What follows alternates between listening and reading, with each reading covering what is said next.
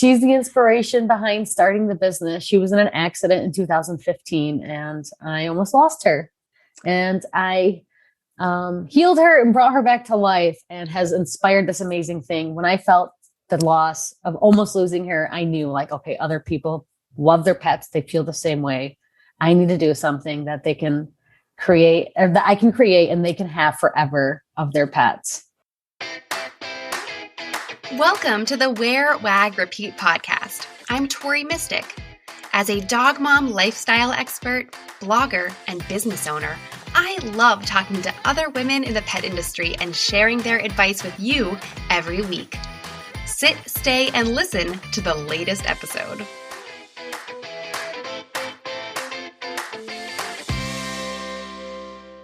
In this episode, I'm talking to Nicole McKay of AugiDog about creative ways to give back to animal rescues while growing your business. We talk about how she's volunteering with adoptable dogs and actually painting with the dogs, which is helping them find their forever families. Nicole also shares how a life-threatening accident with her dog Augie inspired her to create custom pet portraits in the first place so that pet parents can hold on to the memories of their beloved pets forever. Nicole's story and business are so inspiring that while we did this interview, we decided to host a virtual fundraising art party. Head over to my Instagram account at Wear, Wag, Repeat to find the details on that and get involved. Nicole McKay is a dog mom and community enthusiast. When she's not creating custom pet canvases, you can find Nicole volunteering on several committees and getting involved with local events. She is passionate about business and animals, and sharing stories of other people's pets really makes her heart sing. Her mission is to use her custom pet canvases to help empty the animal shelters. What an admirable goal. Hi, Nicole. Hello. How are you today? I'm doing wonderful, Tori. Thank you so much for having me. It's my pleasure. You've kind of been in the Wear, Wag, Repeat community, and so I'm excited to get to know you more. And this is going to be such a great episode because we're going to really be talking about how giving back to the community can help grow your business. And I think as pet business owners, we're so inspired by our pets and there's so many pets to help. And, you kind of have to find the balance of what you can give back, but while still like profiting and running a business. So I'm really excited to talk about this with you. So tell us about AugiDog and how you first got into creating custom pet canvases. Yes. AugiDog, my goal is to create amazing art and to give back to animal rescues. So AugiDog, we turn your pet photo into a one-of-a-kind masterpiece from abstracts that I paint, photos that I take, and of course, your pet photo. It gets turned into a beautiful canvas. I got started. I love your artwork because it is kind of like a collage kind of element. Yeah. Yeah, it's definitely vibrant, colorful, abstract, out of the ordinary. And so what was the first pet that you did a portrait of? The first pet that I did a portrait of was actually AugiDog, my dog. She's the inspiration behind starting the business. She was in an accident in 2015 and I almost lost her. And I healed her and brought her back to life and has inspired this amazing thing. When I felt the loss of almost losing her, I knew like, okay, other people love their pets. They feel the same way. I need to do something that they can create, or that I can create and they can have forever of their pets. Yeah. I love that. That's really such a, I ask people all the time, what was the light bulb moment that you decided to start this? And you have such a distinct story. And I think that experience, like you said, almost losing her really makes you realize, what it's like when they really do leave us, unfortunately. So my house is like a dog art museum. I have so much dog art around here and I don't feel bad. I'm not sorry at all because you got to hold on to these memories forever. It's true. When I first came across your page, Tori, I was like, oh my gosh, I'm going to pull these photos of Bert Lucy and I'm going to send her a canvas just randomly. And I was like, you know what? She probably has so much art. Like she doesn't. She has so much fan art. No. Well, no, I should really be buying a canvas from you. You don't have to send me one. I wanted to though, because I was like, I just love them. They're so cute and adorable. And I just want to send her one because she needs to have an AugiDog too. Yeah, well, I might have to add to my collection. Every single room has dog art in it. And I love it though. And everyone has different style. Like I even tried to kind of get into it myself with the watercolors last summer. I painted a watercolor portrait of Lucy, which I kind of cheated at a little bit because my friend, who is an actual artist, she did the base drawing kind of. So I cheated a little bit, but I did all the painting and it is just really special to have this artwork around your house. So people have kind of obviously found you and you've developed like your own audience and your own fan base. And so it's a huge service and like helping the community by creating this artwork memorials for people with their pets. But another way that you give back is by doing a lot of kind of creative charity things. And we were talking right before we hit record, you used to do PR for nonprofits. Yeah. So obviously helping charities and nonprofits is kind of in your heart. It is 100%. Yeah. So what are some of the things that you do locally or maybe nationally? I'm not sure. Yeah, locally. It hasn't gone nationally yet. I'm waiting for that road trip to start because it's going to happen. Yes. So, but what I do locally, I spend a lot of time at the shelters volunteering there. I go and walk the dogs. And then I came up with this awesome idea to paint with the dogs. So everyone's seen the TikTok trend, right? Where you put the paint on the canvas, the saran wrap it, peanut butter, let them lick and go to town. So what I started doing, I go and walk the dogs at the shelter and then I would paint with them. And I noticed when I go live on Facebook, I'm going to try and raise awareness about these dogs. Hey, here's this dog. It's this breed. He's this years old. It's available for adoption. And I'm painting with him today. Look, this dog has become an artist. He has created this masterpiece. Look how beautiful it is. And it started to gain this traction. And these dogs are getting adopted. And I started with cats now too. And it has just been so amazing to like the community really picked up on it here and was like, oh my God, look at these dogs are available for adoption. Let's get these dogs adopted. Let's do this. So yeah. And do they get to go home with their artwork? They do. They get to take their painting home when they do get adopted. And I also did another tie back because I already donate a portion of my proceeds to the rescues because that's so near and dear. But anyone who it's kind of become full circle for me. If I go and paint with the dog, they take their painting home and then the new owner wants to get an AugiDog. I do give them a discount on their AugiDog too. That's and I really try nice. I try to incorporate the canvas that we painted together into their AugiDog as well. That's really special. Then there's like a whole story. I mean, that's I think what gets people like pet parents really talking about you and what you did. Because everyone that comes over, I'm sure the new pet parents are just gushing like, she took this painting, she put it into here, she did this, and look at my dog and da. So, I mean, it's really kind of genius. Yeah, it has been incredible. And you'd think when you go and volunteer, you have less time. You're giving so much away. But I am so full every time I go to the shelter and paint with a dog and then they get adopted. It brings my heart so much joy. You just become full. How can you not love that? Well, and I think that, I was just talking to someone, I was on another podcast myself, and they were like, how can people figure out what job they could do in the pet industry? And I was like, oh my God, well, I've interviewed so many people who every possible little nook and cranny. You can work with pets doing anything. You can be an artist, designer, all kinds of things. But I think people think too about, volunteering at the shelter is just like walking the dogs or maybe brushing them or doing some little enrichment or something like that. But then to take like your own special skill set and apply it to that volunteer position, did you have to like ask special permission or how did you set it up with the rescue? Yeah, I basically was like, okay, so I tried this with my dog, Augie. She was the first one I experimented with. And I just said, hey, I want to try this with the dogs here. And I want it to be a weekly thing. I want to come in and do this. And then I started, so yes, I did have to ask for permission, but they were more than willing to. They loved it. They enjoyed it. They, of course, shared it on their page and it went from there. And then other rescues were like, hey, can you come here and paint with us? Can you come here and paint with us here? And we have this dog that has this amazing story.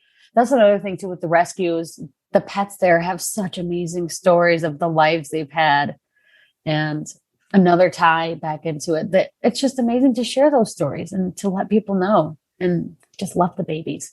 Yeah. I mean, that's why we all do what we do is for the animals and to give them better lives. So, now tell me about what are the parking lot potties that you get involved with? I mean, I love a good parking lot party, but if there's dogs there, I'm in.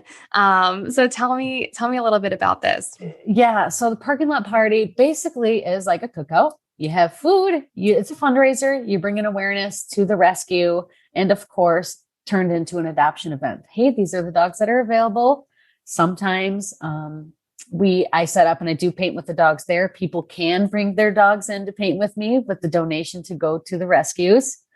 I'm currently right now, I'm going to get sidetracked a little bit, Tori, but I want to let people know this is what we've kind of done. I've teamed up with a local photographer in the shelters, and we're having a pet paints and portrait event where you come in and you let your pet paint with me, and then you go and get your portrait taken of your pet and their painting, and all of the proceeds are going back to the rescue. That's awesome. So the people they get to leave with this painting that they've painted, and then the photographer will send them like a digital file and a print. Yep. Oh, yeah. Nice. Yes. What a good idea. And so that's another good example of partnering with other local people. So, if someone is listening to this and they're like, I want to do something like that, but I just don't really know where to start, maybe intimidated about reaching out to people, like what kind of advice would you give to someone who would like to, who's just getting excited listening to this, but isn't sure what to do? I would just say, it doesn't hurt to ask. And if it's for the animals, we all love the animals. It's for the pets.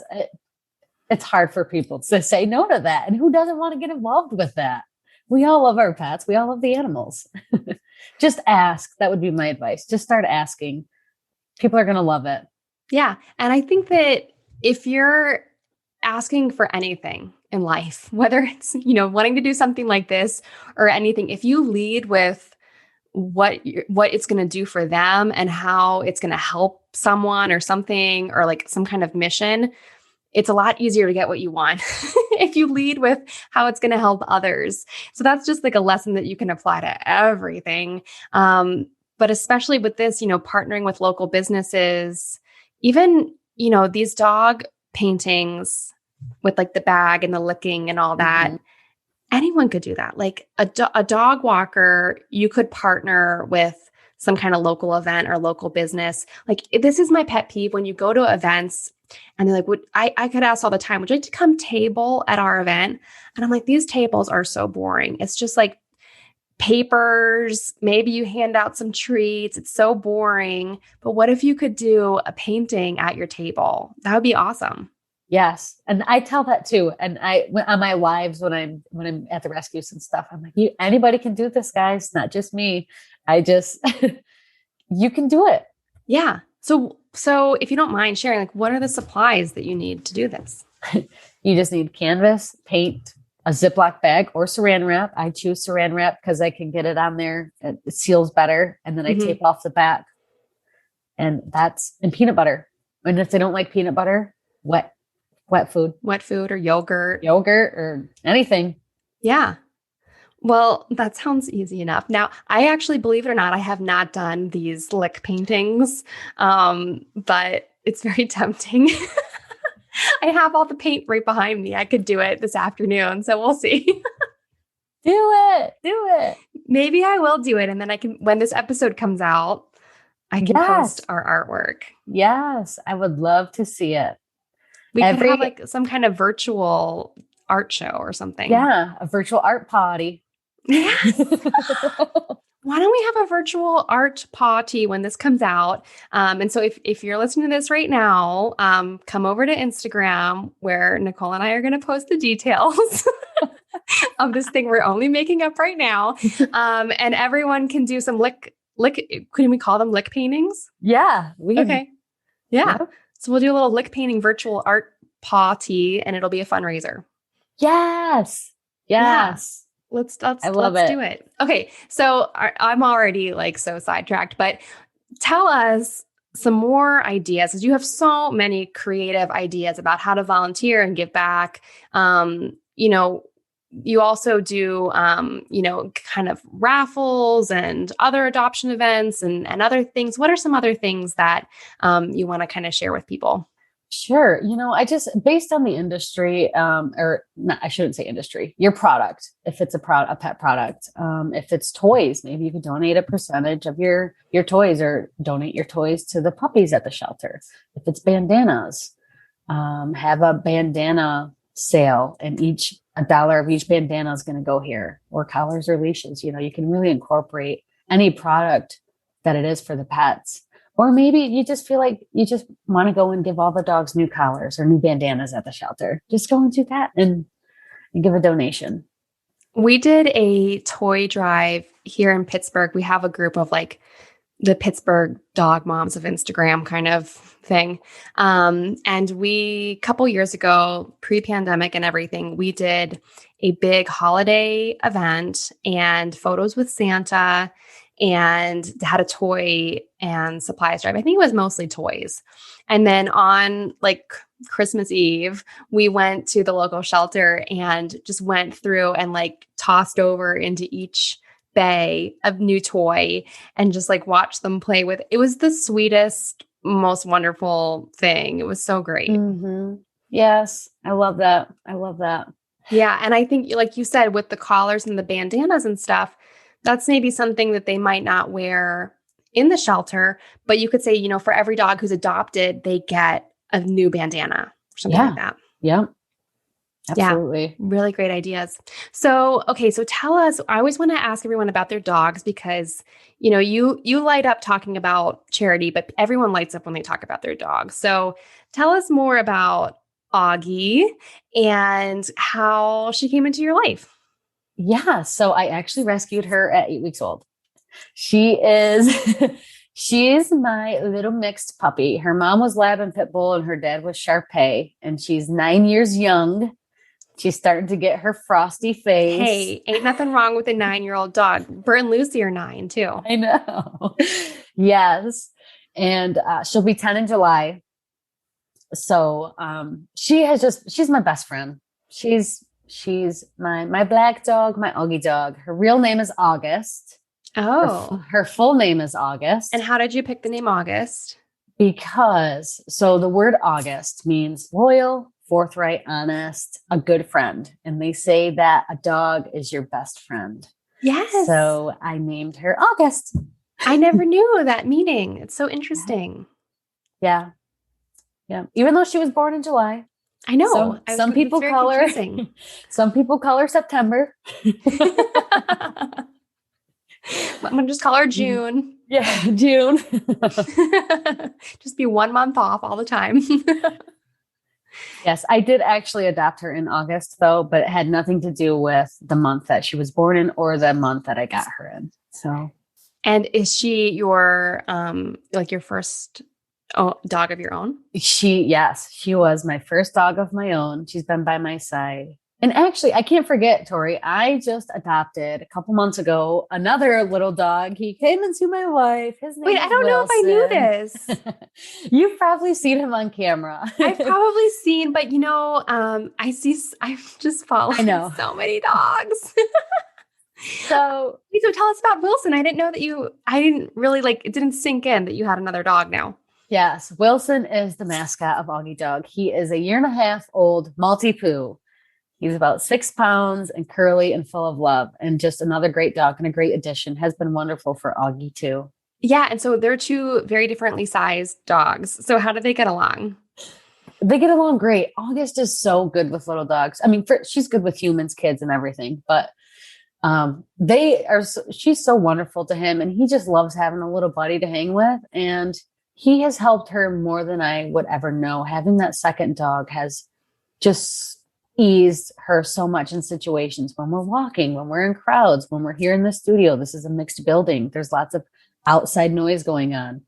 It's been wonderful. I never knew a second dog could benefit so much. I love having two dogs. With my two, because, I've had Bert for like 2.5 years and I've had Lucy her whole life. And Lucy has gotten a little bit protective and defensive about Bert when we're out walking. I don't think that she thinks that he can handle himself. And so if we're like walking on the trails or something and anyone's approaching us, she's like, oh my God, I need to defend the back. She's always got to be in front. And so we're kind of working on that. That's a new challenge. always working on it. I know. So before we wrap it up here, I want to ask you, I love asking people what their favorite tools and resources are in their businesses. And since your business is kind of unique than a lot of the people I talk to, I wanted to ask you, what are some of your favorite resources or tools or apps that you use to run your business? Sure. As far as business side, I use all of Adobe. I love all of Adobe software's business side. To keep me organized, I have an app called Todoist, where I target everything in. Mm-hmm. When it comes to a CRM, I use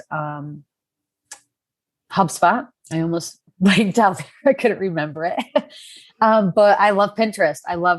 Pinterest is like so much inspiration for me, and you can back that up 100%. Yes. Pinterest is the greatest place. If anyone's not using Pinterest, get on there. Have you noticed, getting traffic and stuff from there onto your site? So I actually do not promote a lot on Pinterest. But you have a really nice Pinterest account. I've looked at it before. Oh, did you really? Yeah, I think so. Yeah.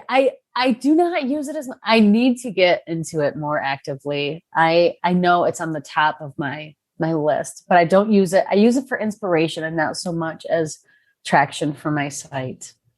Well, I think you should. I know. Because your business is so visual. It would just lend itself so well to Pinterest. I know it would. I know all of these things. It's on my list. It really is. I just need to pick my day and my time and when I'm going to fill in that Pinterest gap on my calendar. Yeah. Well, if you don't mind, if I give you like a to add to your Todoist, don't think that you have to like do the whole Pinterest. Like, you don't have to do all of Pinterest. You just have to make one pin. Make one pin at a time. That's true. You don't have to do it all. It doesn't have to be like 100% done. There's no such thing anyhow. Right. So just do like one at a time. I love that. Actually, I think the last time that we spoke, I did one pin, and that was the last time It's probably the last time I looked at your account, and I was like, yeah, she's doing gangbusters on here. Oh, that's so funny. All right. Well, you're going to be doing some pinning. We're going to be planning a virtual art potty. But in the meantime, tell everyone where they can find you, about your website, and on social media where they can learn about our virtual art potty that we're going to make up. Yes. So the website is AugiDog.com. That's AUGI dog.com. And people can go there to commission their own portraits. Yes. Yep. Yeah. Yes, they can. And my Instagram is all AugiDog Art, AUGI dog art. So that's where we'll be on Insta. Awesome. Well, thank you so much, Nicole. This was a really fun conversation. And I'm looking forward to partnering on some stuff together. Yes, me too, Tori. Thank you so much. What did you like most about this episode?